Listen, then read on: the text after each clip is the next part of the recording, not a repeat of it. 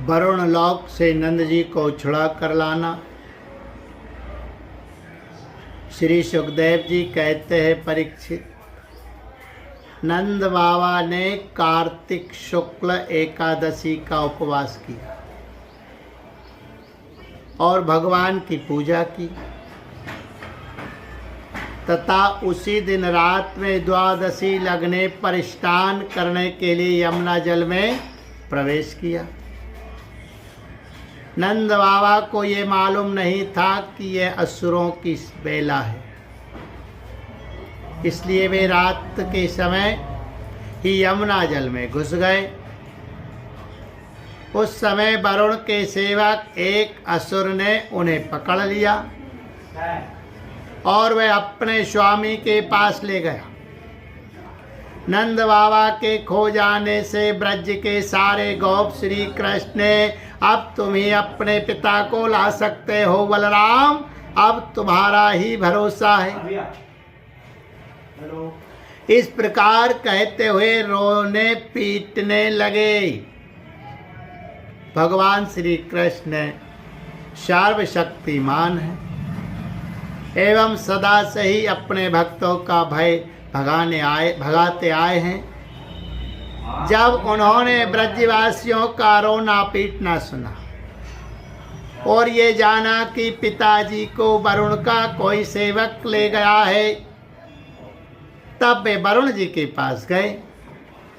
जब लोकपाल वरुण ने देखा कि समस्त जगत के अंतर इंद्रिय और बाहर इंद्रियों के प्रवर्तक भगवान श्री कृष्ण स्वामी उनके यहाँ पधारे हैं, तब उन्होंने उनकी बहुत बड़ी पूजा की।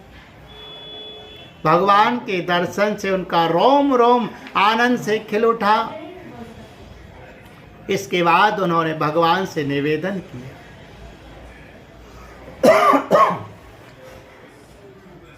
वरुण जी ने कहा, प्रभु आज मेरा शरीर धारण करना सफल हुआ। आज मुझे संपूर्ण पुरुषार्थ प्राप्त हो गया, क्योंकि आज मुझे आपके चरणों की सेवा का शुभ अवसर प्राप्त हुआ है। भगवान, जिन्हें भी आपके चरण कमलों की सेवा का शुभ अवसर मिला, वे भवसागर से पार हो गए। आप भक्तों के भगवान, वेदांतियों के ब्रह्म और योगियों के परमात्मा है। आपके स्वरूप में विभिन्न लोक सृष्टियों की कल्पना करने वाली माया नहीं है। ऐसा श्रुति कहती है, मैं आपको नमस्कार करता हूँ। प्रभु, मेरा यह सेवक बड़ा मूढ़ और अनजान है। मैं अपने कर्तव्य को भी नहीं जानता। वहीं आपके पिताजी को ले आया है। आप कृपा करके उसका अपराध क्षमा कीजिए। गोविंद, मैं जानता हूँ कि आप अपने पिता के प्रति बड़ा प्रेम भाव रखते हैं। ये आपके पिता है, इन्हें आप ले जाइए। परंतु भगवान, आप सबके अंतर्यामी, सबके साक्षी है, इसलिए विश्व विमोहन श्री कृष्ण, आप मुझ दास पर भी कृपा कीजिए।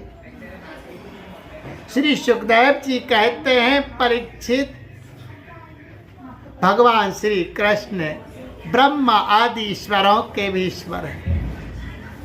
लोकपाल वरुण ने इस प्रकार उनकी स्तुति करके उन्हें प्रसन्न किया। इसके बाद भगवान अपने पिता नंद जी को लेकर ब्रज में चले और ब्रजवासी भाई बंधुओं को आनंदित किया।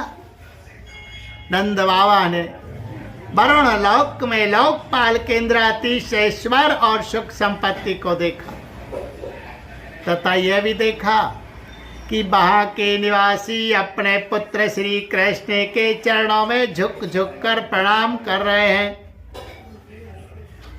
उन्हें बड़ा विस्मय हुआ। उन्होंने ब्रज में आकर अपने जाति भाइयों को सब बातें कहे सुनाई। परीक्षित भगवान के प्रेमी गोप ये सुनकर ऐसा समझने लगे कि अरे ये तो स्वयं भगवान है। तब उन्होंने मन ही मन बड़ी उत्सुकता से विचार किया कि क्या कभी जगदीश्वर भगवान श्री कृष्ण हम लोगों को भी अपना यह मायातीत स्वधाम जहां केवल इनके प्रेमी भक्ति ही जा सकते हैं दिखलाएंगे। परीक्षित, भगवान श्री कृष्ण स्वयं सर्वदर्शी है, भला उनसे यह बात कैसे छिपी रहती। वे अपने आत्मीय गोपों की यह अभिलाषा जान गए और उनका संकल्प सिद्ध करने के लिए कृपा से भरकर इस प्रकार सोचने लगे। इस संसार में जीव अज्ञान व शरीर में आत्मबुद्धि करके भांति भांति की कामना और उनकी पूर्ति के लिए नाना प्रकार के कर्म करता है। फिर उनके फल स्वरूप देवता, मनुष्य, पशु, पक्षी आदि ऊंची नीची योनियों में भटकता फिरता है। अपनी असली गति को, आत्म स्वरूप को नहीं पहचान पाता। परम दयालु भगवान श्री कृष्ण ने इस प्रकार सोचकर उन गोपों को माया अंधकार से अतीत अपना परम धाम दिखलाया। भगवान ने पहले उनको उस ब्रह्म का साक्षात्कार करवाया जिसका स्वरूप सत्य, ज्ञान, अनंत, सनातन और ज्योति स्वरूप है तथा समाधिनिष्ठ गुणातीत पुरुष ही जिसे देख पाते हैं। जिस जलाशय में अक्रूर को भगवान ने अपना स्वरूप दिखलाया था, उसी ब्रह्म स्वरूप ब्रह्म हृदय में भगवान उन गोपों को ले गए। वहाँ उन लोगों ने उसमें डुबकी लगाई, वे ब्रह्म हृदय में प्रवेश कर गए। तब भगवान ने उसमें से उनको निकालकर अपने परम धाम का दर्शन कराया। उस दिव्य भक्त वत्सल रूप लोक को देखकर, भगवत वत्सल स्वरूप को देखकर भगवत स्वरूप लोक को देखकर नंद आदि गोप परमानंद में मग्न हो गए।